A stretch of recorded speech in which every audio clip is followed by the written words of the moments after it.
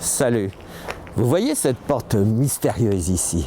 Elle mène à la plus vaste biodiversité d'Europe. 3 millions de spécimens sont conservés derrière cette porte.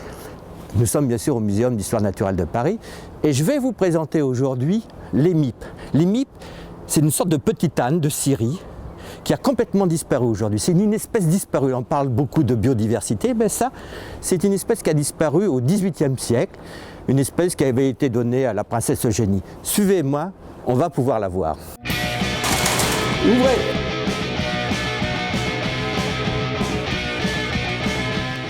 Jacques, nous sommes ici donc au premier étage de la zoothèque, l'étage des mammifères, j'ai l'impression. Donc là encore, c'est un endroit très difficile d'accès où personne ne peut accéder que les chercheurs, je suppose.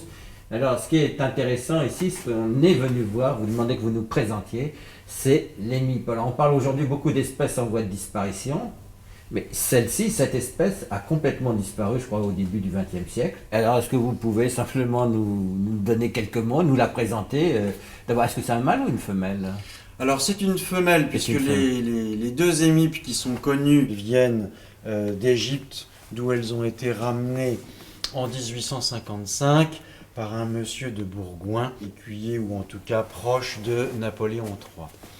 Alors les deux animaux ont vécu à la ménagerie, où celle-ci est morte en 1863. Comme d'autres spécimens particulièrement importants ou jugés comme tels à cette époque, elle a bénéficié d'un double traitement, à savoir une naturalisation, un montage sous cette forme de la peau, et puis un montage du squelette dans son entier, qui se trouve en galerie d'anatomie comparée. L'hémipe a disparu probablement aux alentours de la guerre de Palestine, donc avant la Deuxième Guerre mondiale. Pourquoi cette espèce a disparu?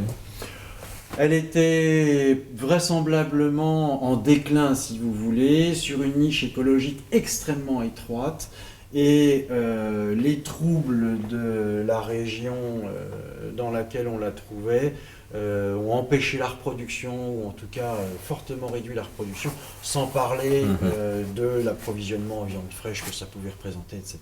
Ça va très très vite le déclin dans ces cas-là. Alors, on parle beaucoup, là encore, de faire ramener à la vie des espèces disparues. Alors, est-ce que par exemple, en prenant quelques cellules dans l'oreille de madame, on pourrait recréer des animaux vivants?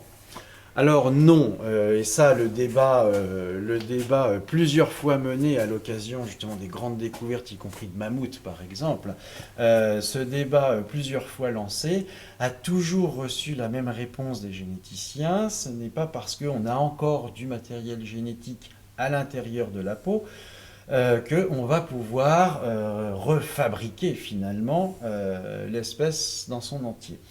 Se pose de surcroît chez les mammifères la question de la gestation. Chez qui on va implanter l'embryon? Chez une hémionne. Chez une hémionne, qui serait effectivement assez proche.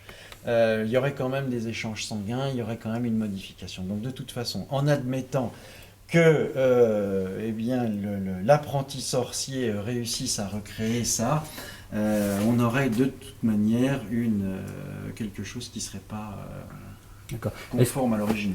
Merci Jacques.